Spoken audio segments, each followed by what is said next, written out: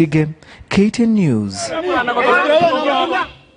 Let's shift to matters education. Once again, the Ministry of Education got the lion's share of the national budget with an allocation of 544.4 billion shillings.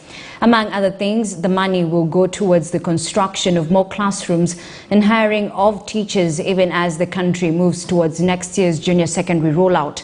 But how much can 4.2 billion shillings allocated from primary and secondary schools infrastructure do? Take a look. At 294.7 billion shillings, the Teacher Service Commission TSC will get the lion's share of the education sector budget. 2.5 billion shillings will be used to recruit 5,000 new teachers.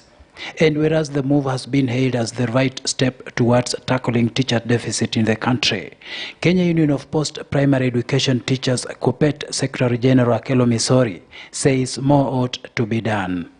Kenya shilling 12 billion will cater for free primary education, Kenya shilling 2.5 billion for recruitment of teachers, Kenya shilling 64.4 billion for free day secondary school education, including insurance under the NHI for secondary school students, Kenya shilling 5 billion for examination fees waiver for grade 6, class 8 and form 4 candidates.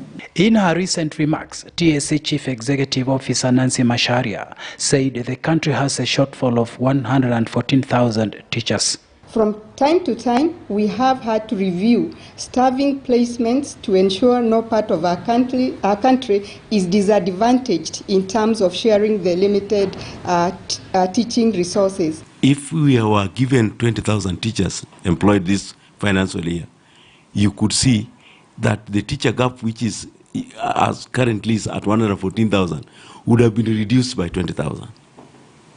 And if the same number is employed in the year 2023-2024, you'd have seen that it has reduced by 40,000.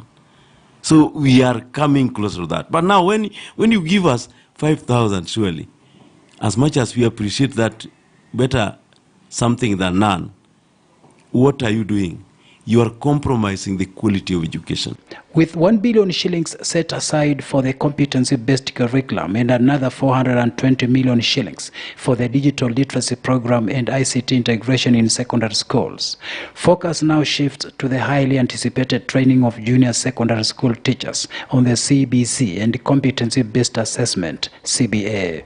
By last week, the government had constructed just about 6,000 classrooms in selected secondary schools in readiness for the junior secondary school intake early next year.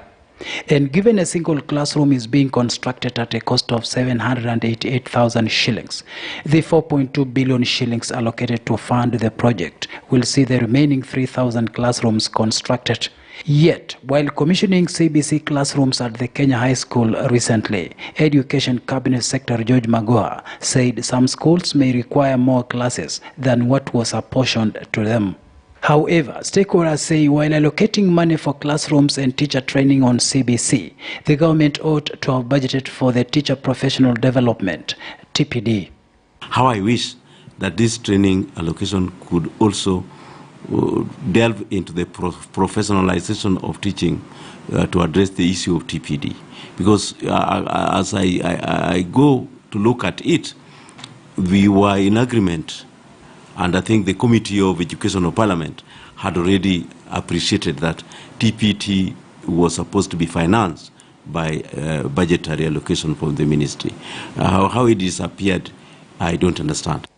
Although the original plan by the Teacher Service Commission was for individual teachers to cater for the TPD training, Parliament and teachers' unions have been pushing the government to fund the training, arguing it will place extra financial burden on teachers. Shadrach Miti, KTN News. That story by Miti leads us to another short break. I'll be back shortly.